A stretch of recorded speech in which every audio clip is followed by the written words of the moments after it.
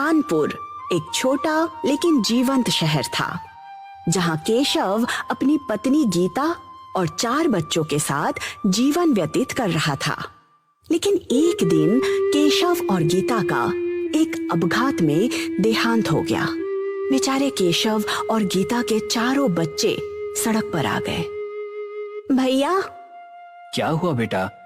क्या अब माँ और बाबा हमें कभी नहीं मिलेंगे? हाँ भैया, क्या सच में हम माँ और बाबा को फिर कभी नहीं मिल सकते? दुर्भाग्य से यही सच है।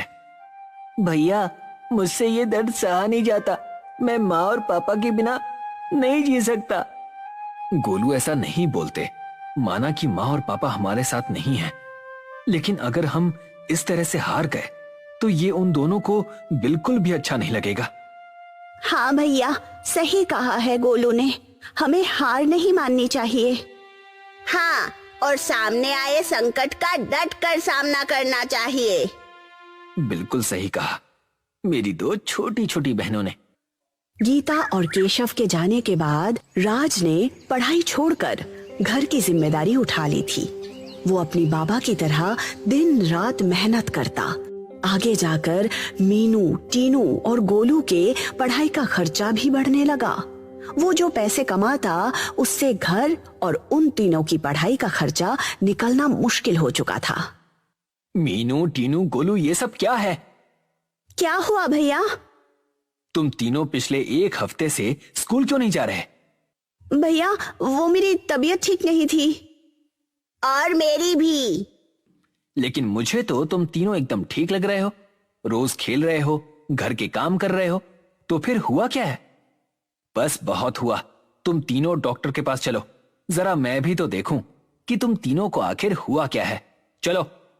नहीं नहीं, हमें नहीं जाना। तो सच बताओ कि आखिर बात क्या है? राज के पूछने पर मीनू अपने बैग से एक पर्ची निकालती है। राज उस पर्ची को पढ़ता है, जिसमें लिखा था कि मीनू, टीनू और गोलू को स्कूल से बेदखल कर दिया गया है। ये सब पढ़कर राज को काफी दुख होता है। तुम तीनों ने ये बात मुझसे छुपा कर क्यों रखी? क्योंकि भैया, हम जानते हैं कि आप बड़ी मेहनत से हम तीनों को पढ़ा रहे हैं।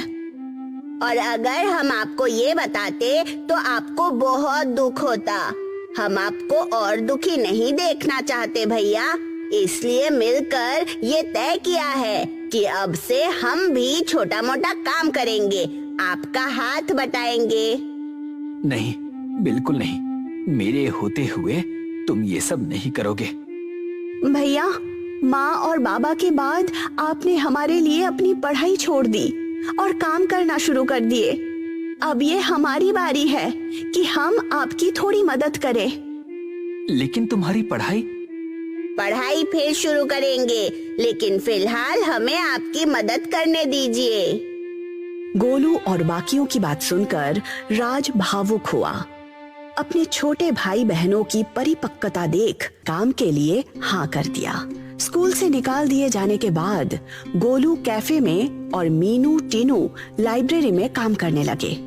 दिन बीतते गए।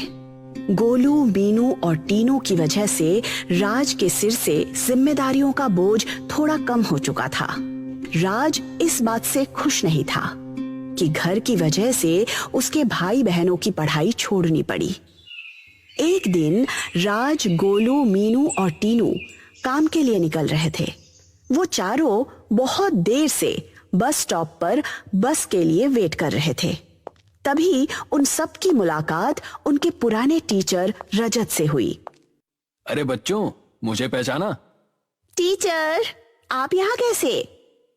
दरअसल 1 हफ्ते पहले ही मैं यहाँ शिफ्ट हुआ हूँ और अब यहाँ से स्कूल जा रहा हूँ। वैसे बच्चों, तुम सबने अचानक स्कूल आना बंद क्यों कर दिया? रजत की इस सवाल पर बच्चे शर्मिंदा हो गए और कुछ बोल नहीं पाए। लेकिन राज ने रजत को सारी बातें बता दी।